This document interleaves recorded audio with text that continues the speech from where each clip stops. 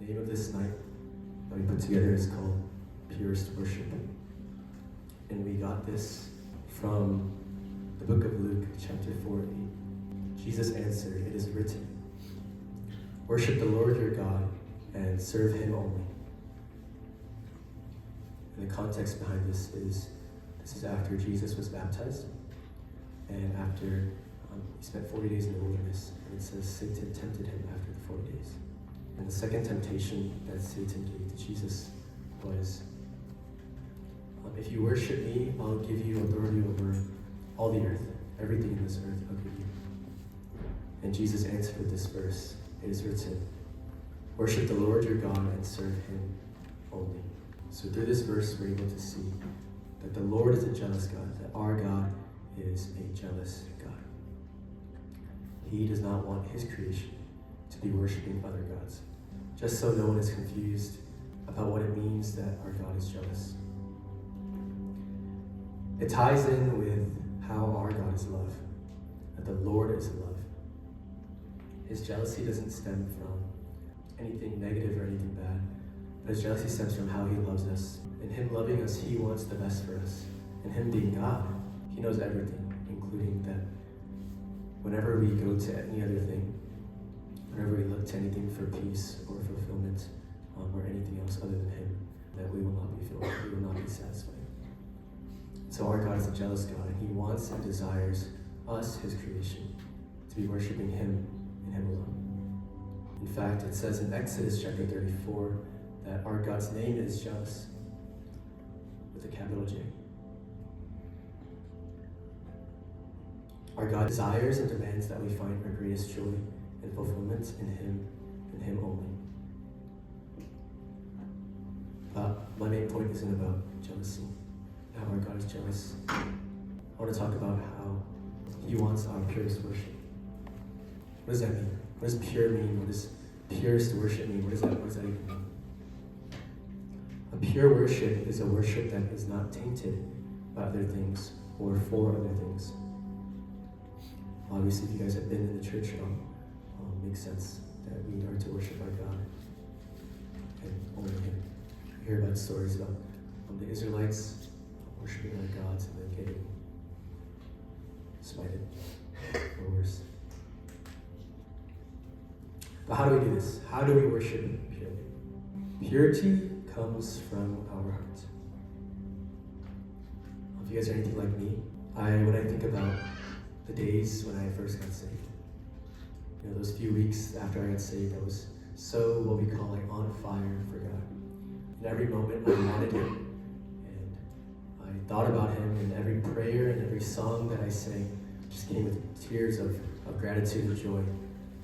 I still remember the grace that he gave me during that time.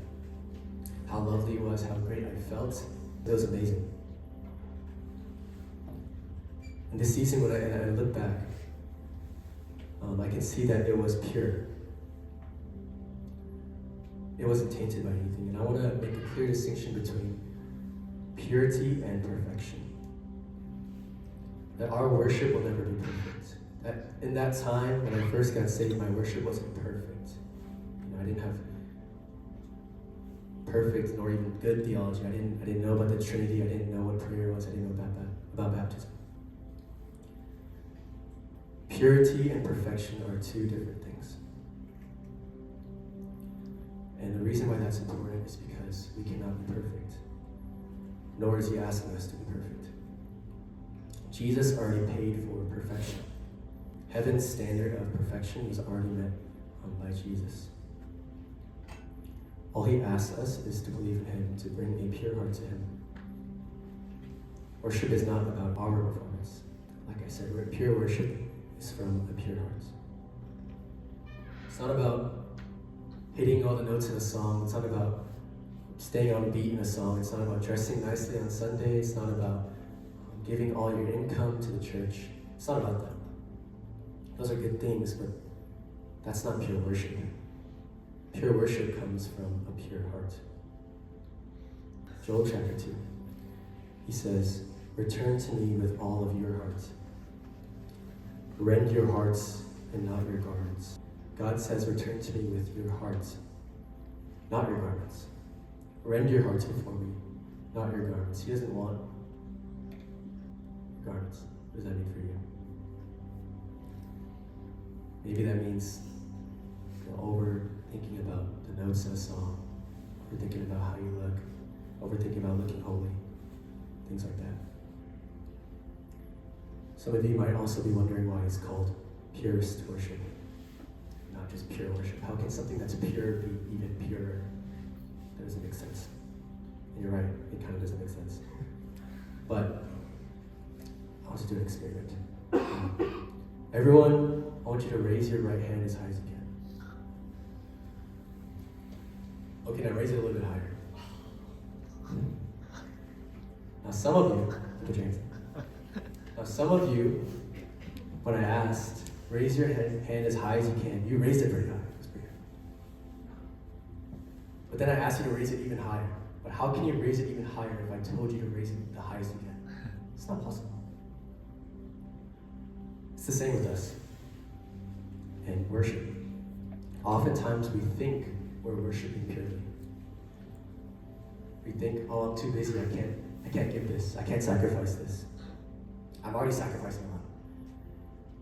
But oftentimes when we reflect and look at our lives and our intentions and what we really have to sacrifice, and if we really sacrifice for God, we can see that maybe we can raise our hand a little higher. That when God asks for full obedience,